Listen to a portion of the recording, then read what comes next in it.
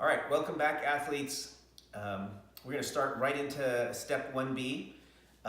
The first thing that we're going to do, the first part of Step 1b is you're going to be on your back here. You got your knees. Take a few warm-up breaths.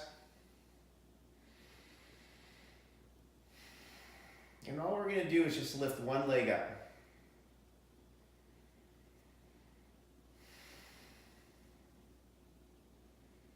And if that feels good, if you can hold your breath. Now here's the cheats for this.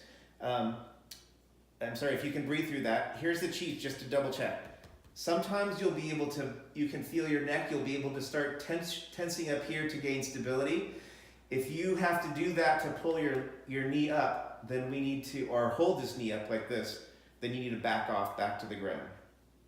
Same thing with this chest. Sometimes chest will come up like this. Sometimes people will push their back into the ground. Sometimes even people will use their toes. There's all kinds of cheats. Make sure that when you're doing this, that you're fully relaxed.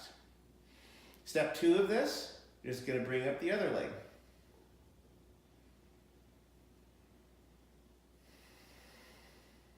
And you'll be able to breathe in that position. Again, no neck, no chest. Back is good. You haven't lost position with your back. Stick your hands back onto your pelvis. Make sure that that those muscles are nice and soft. Then the next thing we're going to do with one leg only,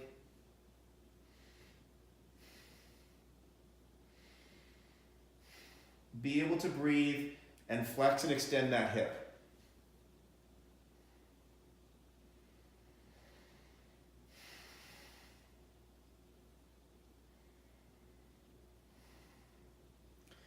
Now, some people, myself included, sometimes you'll start getting this, their legs, your quads here tired.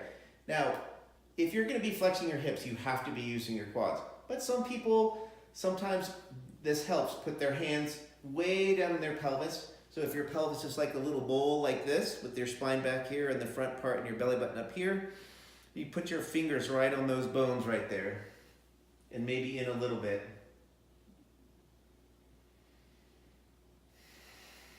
And you want to visualize something way below your fingers, way down by your spine, flexing and extending that hip. And if that feels good, you feel like you can hang out there and do that pretty easily without too much strain here, we're going to do 2 legs.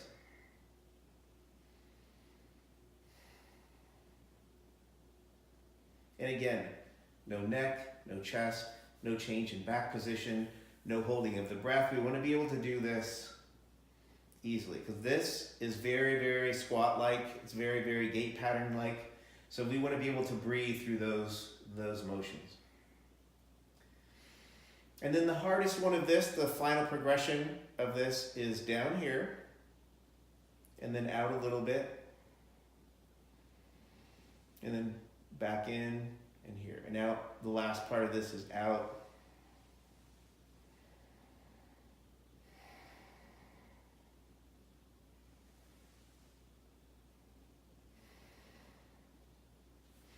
Okay, so what we're doing here, we're assessing, hey, can our core, can those muscles that are deep inside, below our belly button, way up next to the spine, can they flex and extend the hip? Can they keep the spine neutral? And can we breathe through that whole thing easily and relaxed? And if we can, that's awesome. If we have to use our neck, again, chest, back, whatever, we don't want to do that. We want to back off to the next less leveraged position, which will probably be with your feet on the ground or maybe just a single foot. All right, that's 1B. We're going to move on to Step 2 next time.